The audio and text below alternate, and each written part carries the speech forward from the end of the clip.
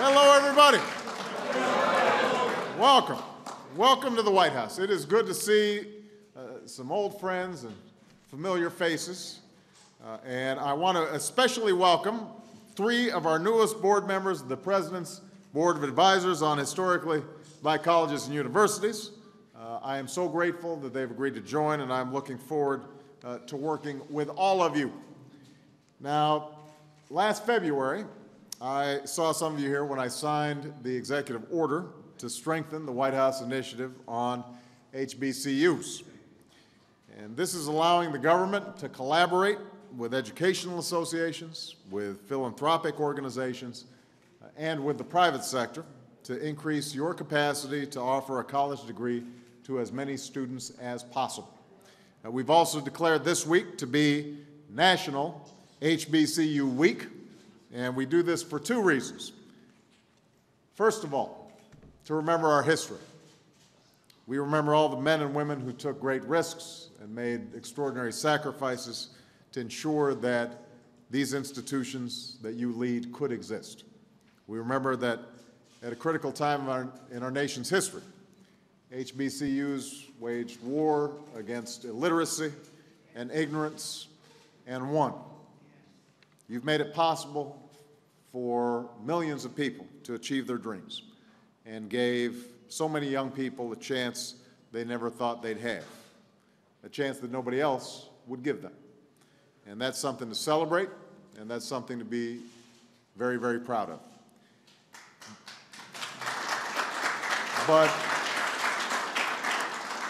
But we also use this week as an opportunity to look forward towards the future and to take stock of the work that we've got left to do. As many of you know, I set a goal that by 2020, the United States would once again lead in the number of college graduates, have the highest proportion of college graduates in the world. I set that goal because our success in a 21st century economy is going to depend almost entirely on having a skilled workforce, how well trained our young people are. We cannot reach that goal without HBCUs. We can't get there. We can't get there unless all of you are improving your graduation rates. We can't get there unless all of you are continuing to make the dream of a college education a reality for more students. We want to help you do that in every way that we can. Already, we've eliminated billions of dollars of unnecessary subsidies to banks and financial institutions so that that money could go directly to your students. And that is incredibly important. And as a consequence of that, we're making it possible for millions of more students to attend colleges and universities and community colleges all across the country. We also want to keep strengthening HBCUs, which is why we're investing $850 million in these institutions over the next 10 years. And as I said in February, strengthening your institutions isn't just a task for our advisory board or for the Department of Education. It's a job for the entire federal government, and I expect all agencies to support this mission. Now, none of this is going to be easy. I'm sure you know that. As leaders of these institutions, you are up against enormous challenges, especially during an economic crisis like the one that we are going through.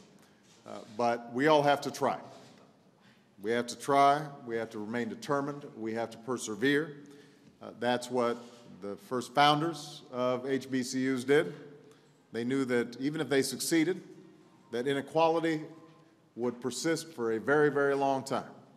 They knew that the barriers in our laws, the barriers in our hearts would not vanish overnight.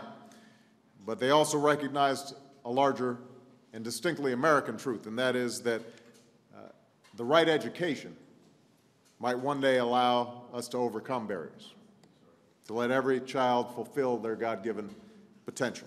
They recognized, as Frederick Douglass once put it, that education means emancipation.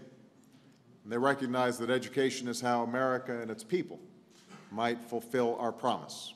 That's what helped them get through some very difficult times. It's what kept them fighting and trying and reaching for that better day, even though they might not be able to live to see that better day.